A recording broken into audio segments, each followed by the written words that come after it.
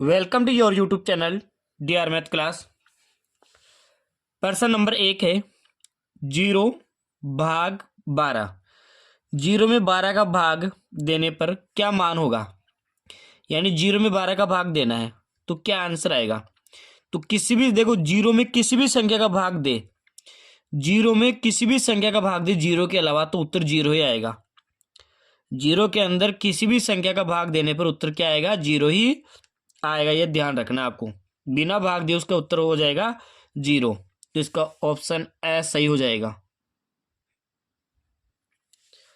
दूसरा है पूर्णांकों के लिए योज्य तत्समक। योज्य तत्समक का मतलब होता है कि किसी भी संख्या में क्या संख्या, योज्य यानी जोड़ना, क्या संख्या जोड़े कि उसमें कोई फर्क नहीं पड़े, वो कि वही संख्या रहे, तो वह संख्या होगी 0। यानी आप किसी भी संख्या में 0 को जोड़ेंगे तो उत्तर क्या आएगा, वो कि वही संख्या रहेगी, कोई फर्क नहीं पड़ेगा। तो योज्य तत्समक होता है 0। और एक होता है गुणात्मक तत्समक, वो होता है 1। किसी भी संख्या को 1 से गुणा करने पर वही संख्या आती है, तो वह गुणात्मक तत्समक हो गया। और योज्य तत्समक होता है 0। तो 0 किसमें है, 100 में, तो इसका उत्तर हो जाएगा 100। फिर तीसरा प्रश्न है 12/3/4। देखो इसको हल करेंगे अपन। 12/3/4 है, इसको हम हल करके बताएंगे। देखो 12, अब भाग के लिए क्या कर दो, भाग को आप चेंज कर दो, भाग को किस में बदल दो, गुणा में बदल दो, और अगली वाली संख्या का व्युत्क्रम कर दो। यानी व्युत्क्रम यानी ऊपर नीचे, 4 नीचे तो ऊपर हो जाएगा, और 3 ऊपर है तो नीचे हो जाएगा। अब क्या करेंगे, 3 का भाग दे लो 4 में, 12 में, 3 का भाग दे लो 12 में, तो कितने आ जाएंगे, 3 चौक के 12। अब 4 का 4 से गुणा किया तो कितने हो जाएंगे, 16। तो इसका उत्तर क्या हो जाएगा, 16। या आप ऐसा भी कर सकते हैं, 12×4/3। पहले 12 को 4 से गुणा कर लो, 12 चौके 48, और फिर 3 का भाग दे देंगे तो भी उत्तर क्या आएगा, 16 ही आएगा। 48 में 3 का भाग देंगे तो भी 16। तो प्रश्न 3 का उत्तर 16 किसमें है, 100 में, तो इसका सही उत्तर हो जाएगा 100। प्रश्न 4 है निम्नलिखित ये आंकड़े दिए हुए, इन आंकड़ों का बहुलक। बहुलक का मतलब इन आंकड़ों में अधिक बार आने वाला प्रेक्षण, सबसे ज्यादा बार क्या संख्या आ रही है वो इसका बहुलक होता है। देखो इसमें 2 4 बार आ रहा है, 2 कितने बार आ रहा है, 4। सबसे ज्यादा बार 2 आ रहा है। अब 1 कितने बार आ रहा है, 1 केवल 2 ही बार आ रहा है, और 3 केवल 1 ही बार आ रहा है, और 4 केवल 2 ही बार आ रहा है। तो सबसे ज्यादा बार आ रही है इसमें संख्या 2। अधिक बार आने वाला प्रेक्षण क्या कहलाता है, बहुलक। तो इसका उत्तर हो जाएगा ब। प्रश्न संख्या 5, समीकरण 10p बराबर 100 का हल होगा। देखो इसको भी हम हल करके आपको बता देंगे। 10p बराबर 100 है। अब इसका हम क्या करेंगे, पक्षांतरण करेंगे। 10p का मतलब होता है 10 गुणा p, तो ये 100 का 100 रहेगा, p का p, और 10 या गुणा में वो इधर आके हो जाएगा बट्टा में। तो 100 में 10 का भाग देंगे तो कितना आएगा, 10 ही आएगा। तो p का मान क्या हो जाएगा, इसमें 10 होगा, p बराबर 10, तो ऑप्शन उसका हो जाएगा 100। 10 का 100 में भाग देंगे तो 10 ही आएगा। फिर एक त्रिभुज के अंत्य कोणों का योग, ये फिक्स होता है। त्रिभुज के अंत्य कोणों यानी तीनों कोणों का योग 180 डिग्री ही होता है। इसका ऑप्शन हो जाएगा ए। 7वां है 25% की साधारण भिन्न। देखो इसको भी हल करके देखते हैं अपन। 25%, प्रतिशत का मतलब होता है बट्टा में 100 लगा दो, प्रतिशत का चिन्ह हटा दो और बट्टा में 100 लगा दो।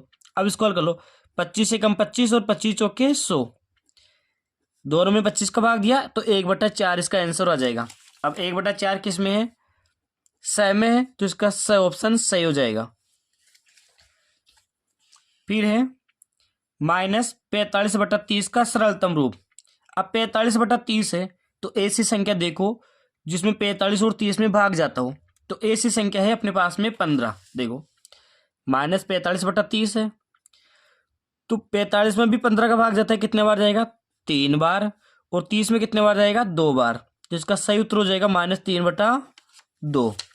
तो किस ऑप्शन में है -3/2, ए ऑप्शन में, तो इसका उत्तर हो जाएगा ए। प्रश्न संख्या 9, -3/2 का योज्य तत्समक योज्य प्रतिलोम। देखो, योज्य प्रतिलोम का मतलब होता है अगर संख्या माइनस में है तो वो प्लस में होगी, प्लस में है तो माइनस में होगी, यानी उसको -1 से गुणा करना होता है। तो -3/2 है तो इसका माइनस हट जाएगा, तो माइनस हटेगा तो क्या बचेगा, केवल 3/2 बचेगा। तो इसका उत्तर हो जाएगा 3/2। किस में है, ब। तो ब ऑप्शन लिख देंगे 3/2। प्रश्न संख्या 10, निम्न का मान ज्ञात कीजिए। पहला है -36 भाग -9। तो पहला हल करेंगे अपन, तो भाग को क्या करते हैं अपन, बट्टा में हल कर लेंगे। भाग को किस में बदल लेंगे, बट्टा में। तो -36 बटा में लिख देंगे -9। अब माइनस से माइनस कट जाएगा तो क्या आ जाएगा, प्लस। और 9 का भाग 36 में देंगे तो क्या आ जाएगा, 4। 9 का भाग किसमें दिया हमने, 36 में, कितने बार जाएगा, 4 बार। और माइनस से माइनस कटेगा तो प्लस आ जाएगा, तो इसका उत्तर हो जाएगा 4। दूसरा यही कर लेंगे, -316 गुणा 1, यानी किसी भी संख्या को गुणा करेंगे 1 से तो वही संख्या आती है। तो 316 को 1 से गुणा करेंगे तो 316 आएगा, लेकिन जब माइनस को माइनस से गुणा करेंगे तो क्या आ जाएगा, प्लस आ जाएगा। और प्लस में 316, प्लस 316 लिखे या केवल 316 लिखे, अगर चिन्ह नहीं है तो भी वो धनात्मक संख्या ही मानी जाएगी। तो इसका उत्तर हो जाएगा 316 या +316।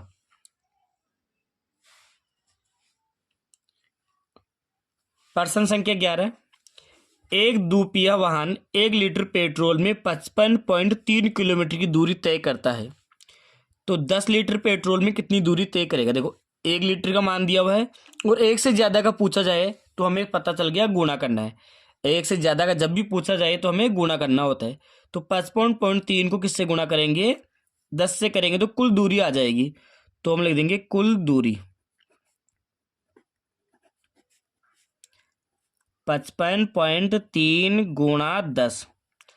अब 55.3 को 10 से गुणा करेंगे। देखो, 10 से गुणा करना आसान है। देखो, जब पॉइंट के बाद में एक अंक हो तो वो पॉइंट हट जाएगा, या पॉइंट एक अंक दाईं ओर आ जाएगा। तो ये संख्या आ जाएगी 553 किलोमीटर। 55.3 को 10 से गुणा करेंगे तो 553 आएगा। अगर ऐसा नहीं समझ रहे हो तो इधर देख लो आप, ये 55.3 है, इसको हमने 10 से गुणा करेंगे। 10 से गुणा करने का मतलब होता है उस संख्या के आगे एक जीरो लगा दो, 5530। अब पॉइंट के बाद में कितना अंक है, एक अंक है, तो 21 से एक अंक के बाद में पॉइंट लगाएंगे तो क्या संख्या बचेगी, 553। और पॉइंट के बाद में जीरो का कोई महत्व नहीं होता है, तो हमने लिख दिया 553 किलोमीटर। ये केवल मैंने रफ कार्य आपको बताने के लिए किया है। प्रश्न संख्या 12, ज्ञात कीजिए। अब भाग का चिन्ह तो भाग करना है दोनों में, तो पहला हल करेंगे 432.6 भाग यानी बटा, भाग यानी बटा में लगा देंगे 100।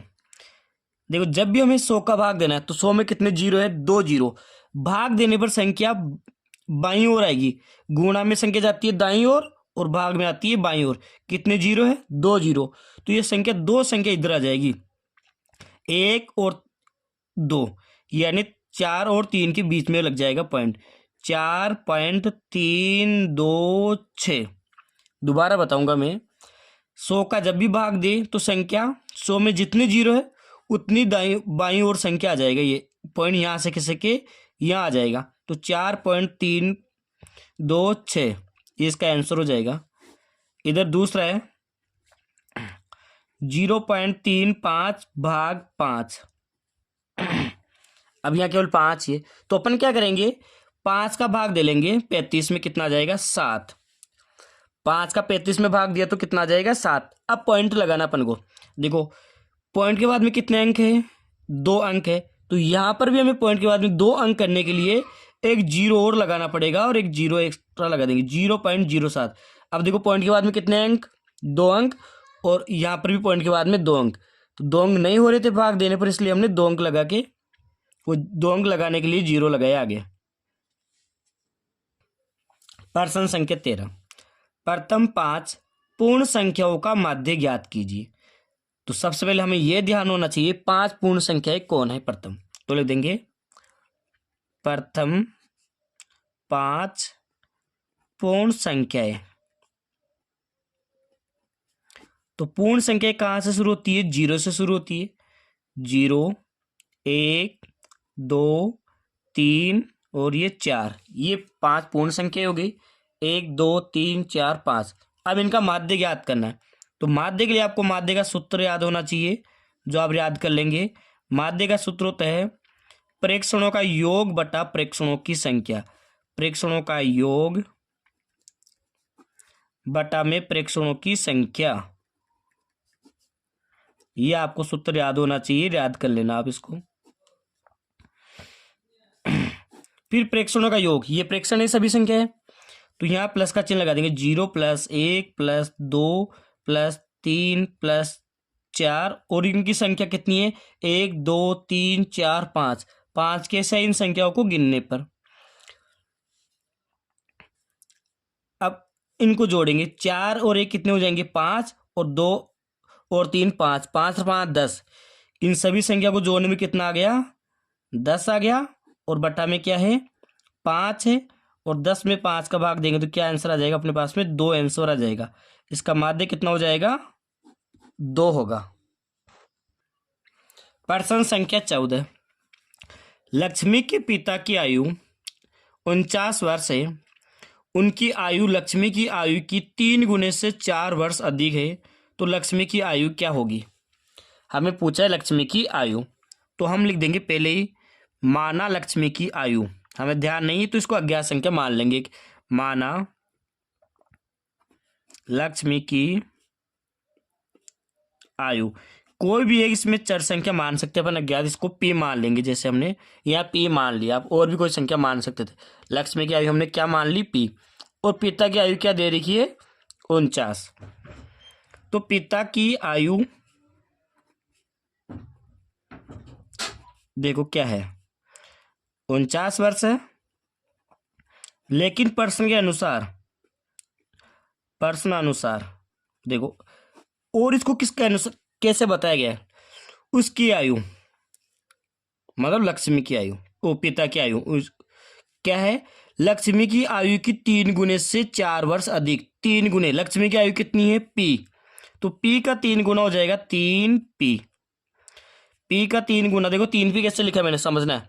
इसमें दिया हुआ है लक्ष्मी की आयु के 3 गुने। लक्ष्मी की आयु क्या मानी हमने? पी। तो पी का 3 गुना क्या हो जाएगा? 3p से 4 वर्ष अधिक।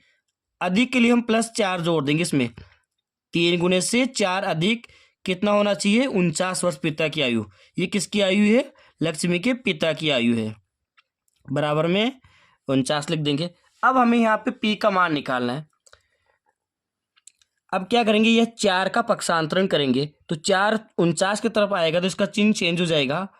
49 - 4, इधर 4 प्लस का है, इधर आके हो जाएगा माइनस का।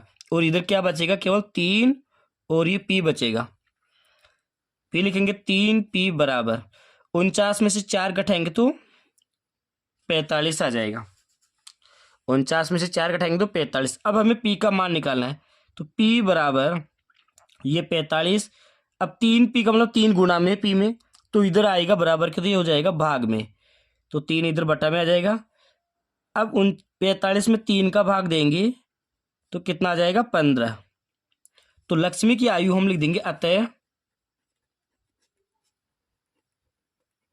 लक्ष्मी की आयु क्या मानी थी हमने? p। तो p का मान कितना आ गया? 15। तो लिख देंगे 15 वर्ष।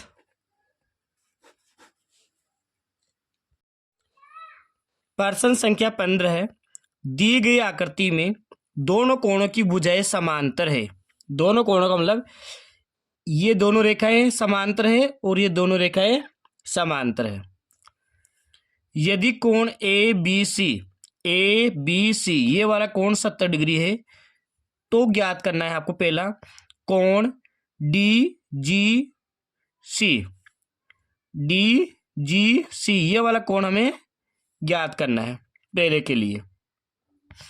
तो देखेंगे जब ए बी और ये डी ई ये दोनों रेखाएं समांतर है, और समांतर रेखा को कोई त्रिय रेखा काटती है, तो एक ही तरफ उनके अगर जो कोण बनते हैं, इसका भी इधर ऊपर और इसका भी ऊपर, तो ऐसे कोण कहलाएंगे संगत कोण। या हम देख लेंगे ऐप की आकृति बन रही है। देखो इसमें ऐप की आकृति बन रही है, तो ऐसे कोण कहलाएंगे संगत कोण, और संगत कोण हमेशा बराबर होते हैं। तो हम पहला लिख देंगे, पहले में क्या हो जाएगा, ए बी समांतर डी ई, ए बी समांतर, ये समांतर का चिन्ह है, और ये डी ई ये दिया हुआ है अपन को। तो कौन कौन सा ज्ञात करना है, कौन डी जी सी, कौन डी जी सी किसके बराबर होगा, ये कौन इस कौन के बराबर होगा। तो ये कौन कितना डिग्री का है, 70 डिग्री का, यानी कौन ए बी सी के बराबर होगा, कौन ए बी सी, और ए बी सी का मान कितना आ गया अपने पास में, 70 डिग्री। तो ये कौन डी जी सी भी कितना हो जाएगा, 70 डिग्री का होगा। क्यों होगा, कारण में लिख देंगे संगत कोण।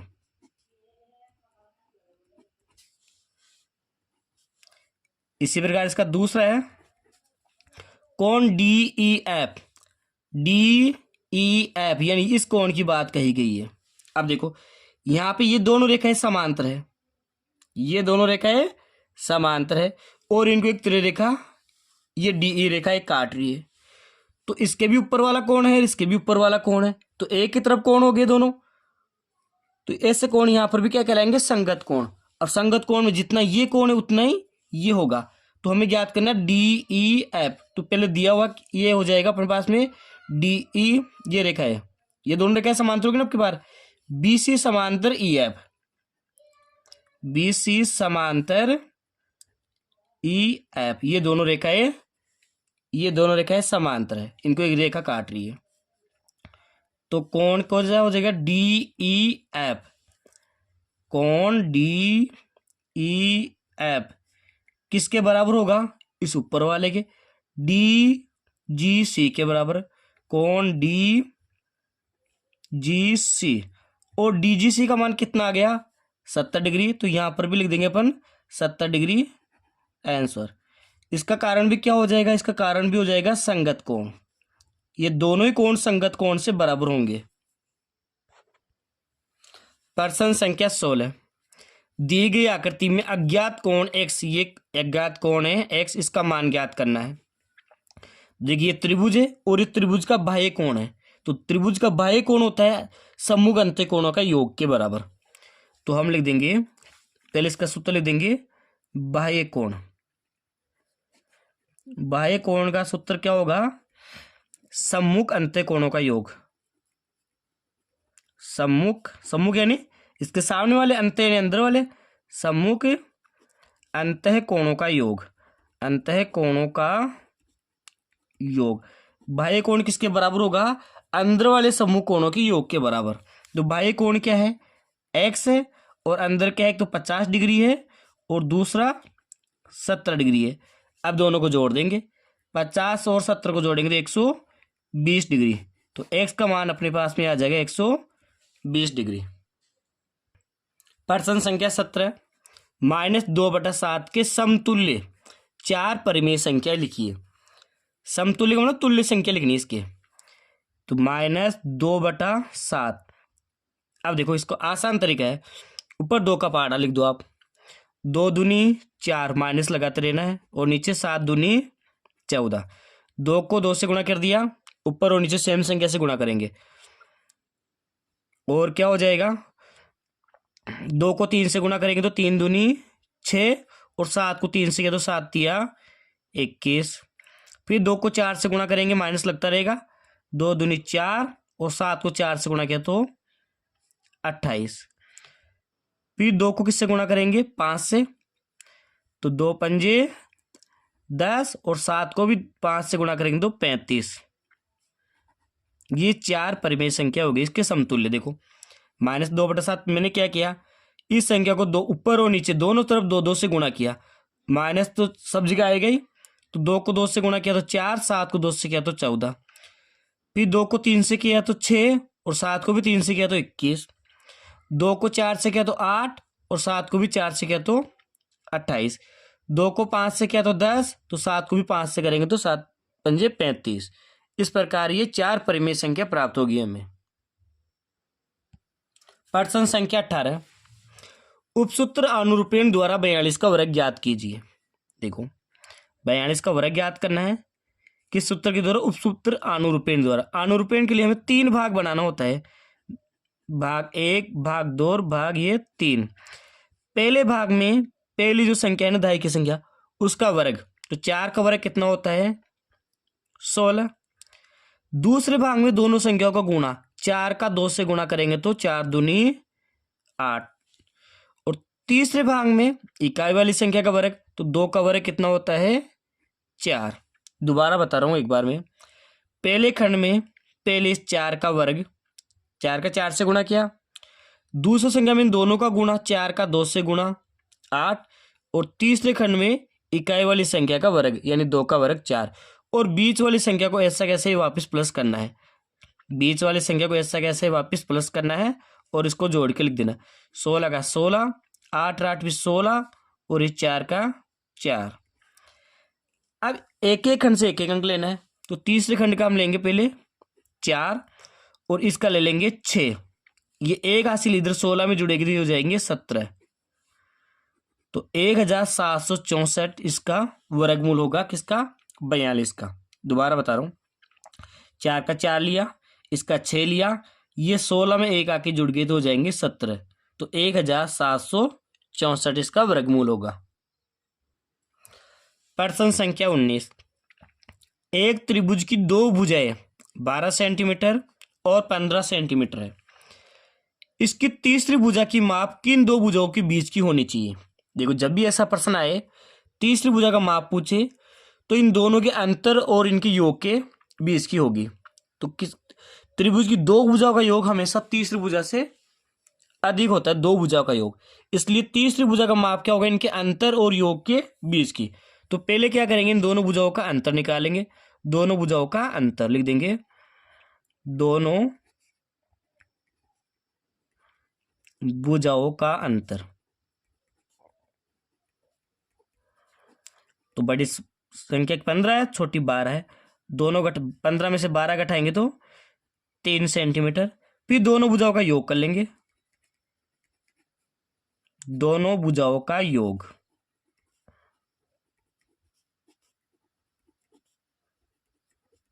योग के लिए इनको जोड़ देंगे, 15 में 12 जोड़ देंगे तो कितने हो जाएंगे? 27 सेंटीमीटर।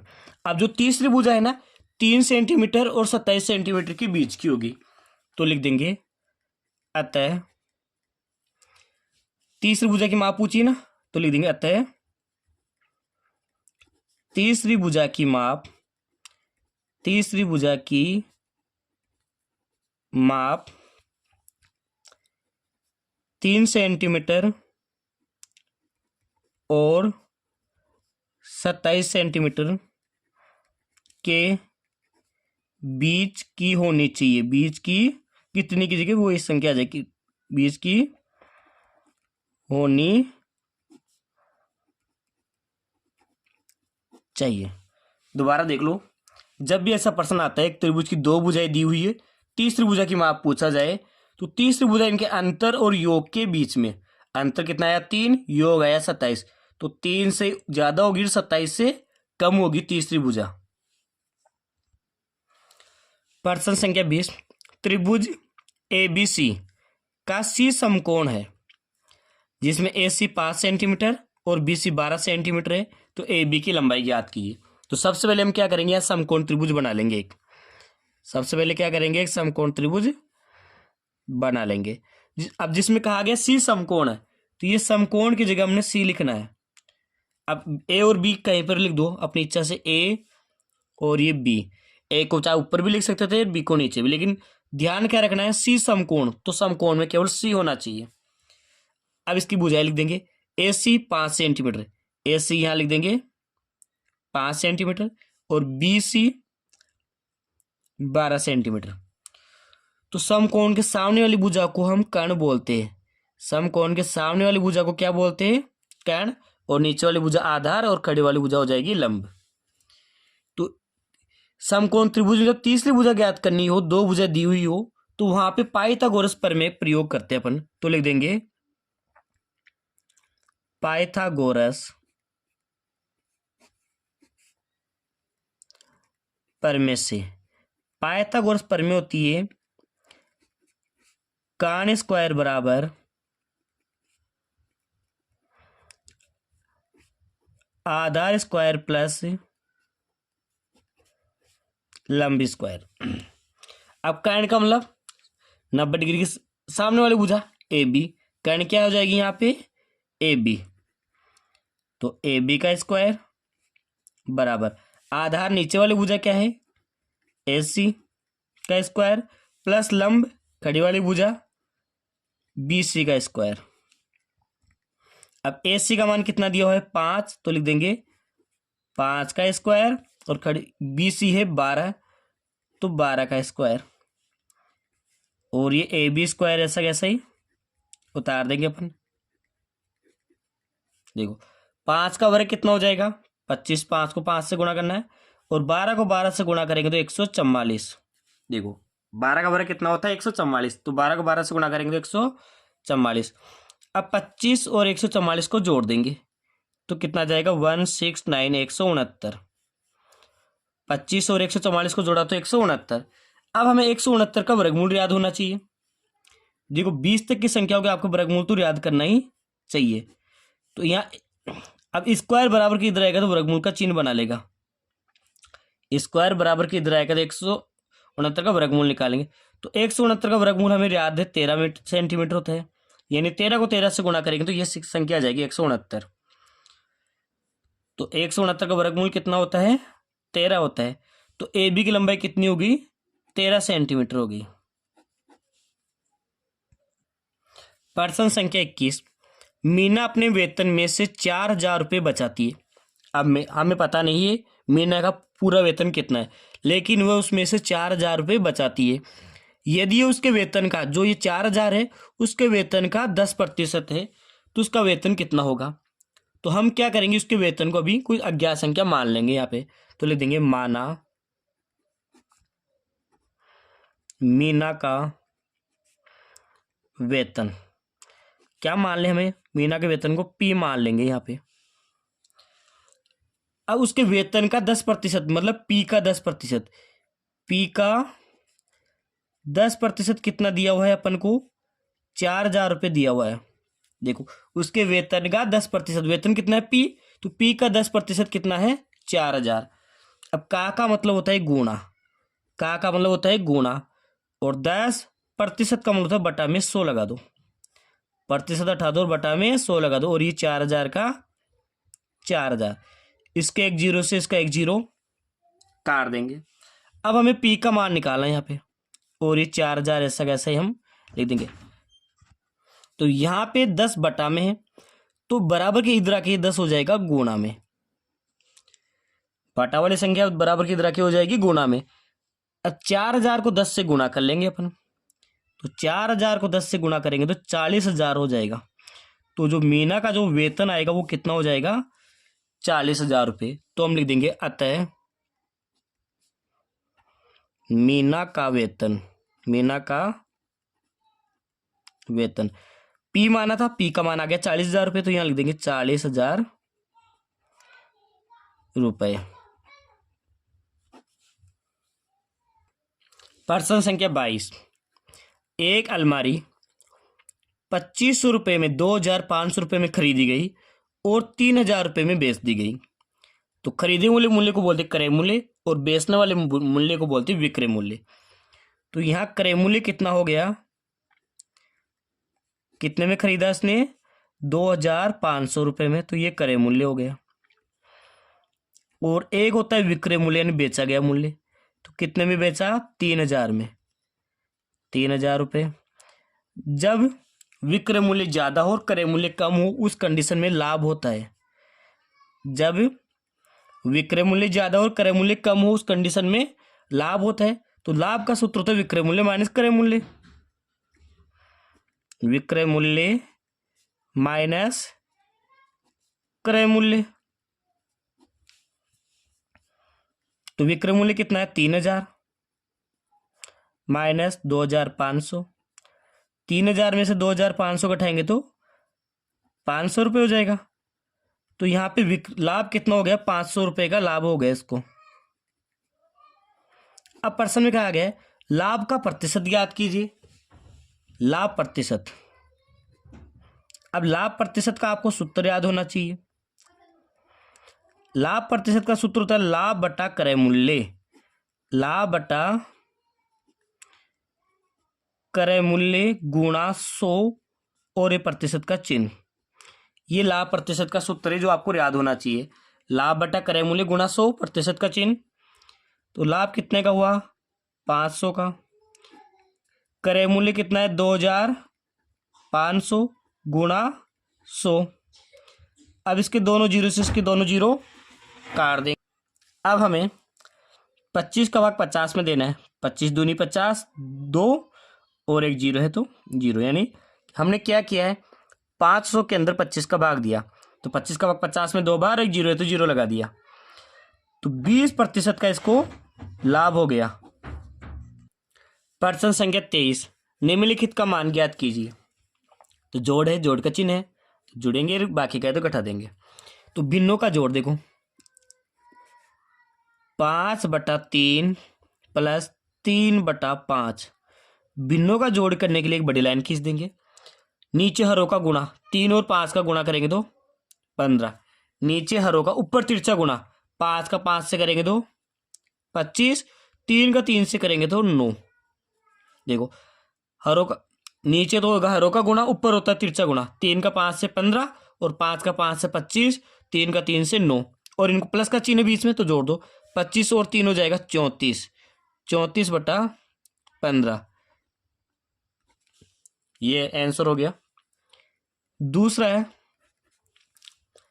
-2 सही 1/3 प्लस 4 सही 3/5। जब भी ये एक मिश्र भिन्न है जिसमें 3-3 अंक आ जाते हैं मिश्र भिन्न, तो ऐसी भिन्न मिश्र भिन्न कहलाती है। मिश्र भिन्न को पहले विषम भिन्न में बदलना होता है। देखो कैसे बदलेंगे, 3 का 2 से गुणा करेंगे तो 6, 3 नीचे वाली संख्या का सामने वाली संख्या से गुणा, 3 का 2 से गुणा कर दो 6, 6 में एक जोड़ दो 7 और माइनस है तो -7 बटा में ये 3 प्लस का चिन्ह, फिर 5 का पहाड़ा 4 बार बोलेंगे, 5 को 4 से गुणा किया, 5 चौके 20 और 20 में 3 जोड़ा तो 23/5। अब वही तरीका रहेगा अपना, नीचे सीधा गुणा, 3 का 5 से गुणा, 5 तिया 15 और ऊपर तिरछा गुणा, 7 का 5 से, 7 पंजे 35, माइनस है तो माइनस लगाएंगे, प्लस है तो प्लस लगाएंगे। 23 का 3 से गुणा किया तो 69 69। देखो 7 का 5 से गुणा किया 35, माइनस है तो माइनस, और 23 का 3 से किया तो 69 और नीचे 3 का 5 से किया तो 15। अब इनको वही 69 में से 35 घटा दो तो कितना आ जाएगा, वही 34 आ जाएगा। कितना आ जाएगा 34 और बटा में 15, तो सेम उत्तर आ गया 34/15। प्रश्न संख्या 24, एक पेड़ भूमि से 5 मीटर की ऊंचाई पर टूट जाता है और उसका ऊपरी सिरा भूमि को उसके आधार से 12 मीटर की दूरी पर छूता है, तो पेड़ की ऊंचाई ज्ञात कीजिए। देखो इसको समझेंगे पहले।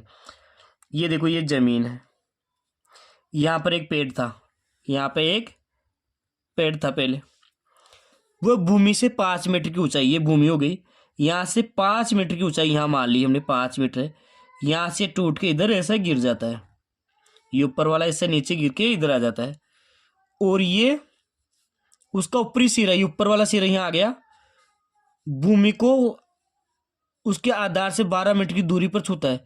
ये दूरी, ये जमीन इसके आधार से यहाँ से कितनी दूरी पर छूता है, 12 मीटर की दूरी हो गई, ये 12 मीटर की दूरी। तो पेड़ की ऊंचाई याद कीजिए। देखो यहाँ हम इसको बुझा, यहाँ क्या मान लेंगे, यहाँ ए मान लिया और ये बी मान लिया और ये सी मान लिया, कैसे भी मान लिया, जैसे पहले प्रश्न की जैसे ही हमने कर लिया इसमें। तो हमें क्या ज्ञात करना पड़ेगा, इसमें ए बी ज्ञात करना पड़ेगा। ये वाला हिस्सा ऊपर गया है तो पेड़ की ऊंचाई पूछिए, तो ये 5 और ये वाला हिस्सा ए बी, ये दोनों मिलकर हो जाएगी पेड़ की कुल ऊंचाई। तो सबसे पहले हमें क्या ज्ञात करना पड़ेगा, ये ए बी ज्ञात करना पड़ेगा। और एक समकोण त्रिभुज बन गया, तो यहां लिखेंगे पाइथागोरस प्रमेय। पाइथागोरस प्रमेय से, पाइथागोरस प्रमेय याद होना चाहिए, कर्ण स्क्वायर बराबर आधार स्क्वायर प्लस लंब स्क्वायर। कर्ण क्या, 90 डिग्री की सामने वाली भुजा ए बी, सेम पहले वाला प्रश्न बन रहा है। आधार ए सी नीचे वाली भुजा और खड़े वाली भुजा लंब B C square. A B का मान ध्यान नहीं है तो ए बी का ए बी स्क्वायर आ जाएगा। ए सी की जगह 12 लिख देंगे और 12 का स्क्वायर कर देंगे और ये 5 का स्क्वायर कर देंगे। फिर ए बी ऐसा कैसे ही उतार देंगे। 12 का स्क्वायर कितना होता है 144, 12 इंटू 12 144। 5 का होता है 5 इंटू 5 25। अब प्लस है इन दोनों को जोड़ देंगे 169 169। अब हमें ए बी ज्ञात करना है। ए बी ज्ञात करने में स्क्वायर इधर आके बनाता है वर्गमूल का चिन्ह। तो 169 का वर्गमूल होता है 13 होता है। कितना होगा 13 और मीटर इकाई मीटर में तो मीटर लिख देंगे। 169 का वर्गमूल 13 होगा। अब प्रश्न में हमें पूछा पेड़ की ऊंचाई ज्ञात कीजिए। देखो पेड़ कहाँ था, ये पेड़ से यहाँ तक, तो ये 5 और ये इधर वाला भी हिस्सा इधर आ गया 13, तो ले देंगे पेड़ की ऊंचाई। पेड़ की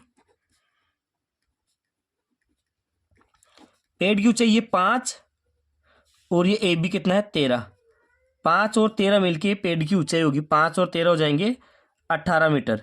तो पेड़ की ऊंचाई होगी 18 मीटर। प्रश्न संख्या 25 जो अंतिम प्रश्न है, निखिलम सूत्र द्वारा निम्न का घनफल ज्ञात कीजिए। तो निखिलम सूत्र के लिए तो आधार और उसका विचलन चाहिए हमें। तो संख्या यहाँ पे 12 है, इसका आधार 12 का आधार आप जानते हैं 10 होगा और एक होता है इसका विचलन, विचलन होता है आधार से संख्या कितनी अधिक है, ये कितना कम है। तो आधार 10 है तो 10 से कितना अधिक है 12, 2 अधिक है तो इसका विचलन हो जाएगा प्लस का 2। अब हमें क्या निकालना है घनफल। तो घनफल का एक सूत्र होता है जो आपको याद होना चाहिए। घनफल का सूत्र होता है संख्या प्लस 2 इंटू विचलन। विचलन को यहां मैं वी ले लेता हूं ऑब्लिक 3 गुणा विचलन का स्क्वायर ऑब्लिक विचलन का क्यूब। ये घनफल का सूत्र है जो आपको याद होना चाहिए। संख्या क्या है 12 है प्लस 2 गुणा विचलन कितना है 2 ऑब्लिक 3 गुणा विचलन का स्क्वायर 2 का स्क्वायर और विचलन का क्यूब यानी 2 का ही क्यूब करेंगे। अब 12 का 12 लिखेंगे प्लस 2 को 2 से गुणा करेंगे तो 4 और ये 3 का 3 और 2 का ये वर्ग करेंगे तो 2 का वर्ग हो जाएगा 4 और 2 का घन कितना होता है 8। 2 को 3 बार गुणा करेंगे तो कितना आ जाएगा 8 आ जाएगा। अब 12 और 4 कितना हो जाएगा 16। 3 को 4 से गुणा किया तो 12 और ये 8 का 8। अब क्या करेंगे एक एक खंड से एक एक अंक लेंगे। 8 का 8 ले लेंगे और इसका क्या ले लेंगे 2। एक असली इधर जुड़ेगी तो जाएंगे 17। ये एक इधर आके जुड़ जाएगा तो 16 में एक जुड़ेंगे तो हो जाएंगे 17। तो 1728। 12 का क्या होगा घन का मतलब 12 को 3 बार गुणा करेंगे तो ये संख्या आएगी। लेकिन हमने यहाँ निखिलम सूत्र के द्वारा किया है। अब इसका दूसरा है 9 का। तो 9 में भी आधार 10 ही होगा क्योंकि आधार 100 बहुत ज्यादा हो जाएगा। आधार या तो 10 होगा या 100 होगा। आधार 10 और विचलन अब यहां पे देखिए 10 9 से कम है तो माइनस कितना कम है 1। यहां विचलन होगा इसका माइनस का 1। सूत्र वही रह जाएगा घनफल संख्या प्लस 2 इंटू विचलन ऑब्लिक 3 इंटू विचलन का स्क्वायर और विचलन का क्यूब। फिर संख्या में क्या लिखेंगे 9 प्लस 2 गुणा विचलन क्या है -1 तो माइनस का संख्या को हम ब्रैकेट में लेंगे ऑब्लिक 3 गुणा विचलन का स्क्वायर -1 का स्क्वायर और -1 का क्यूब कर देंगे। हल करेंगे 9 का 9 प्लस और माइनस 2 को 1 से गुणा किया तो 2। देखो 9 का 9 प्लस और को माइनस से गुणा किया तो माइनस, और 2 को 1 से गुणा किया तो 2।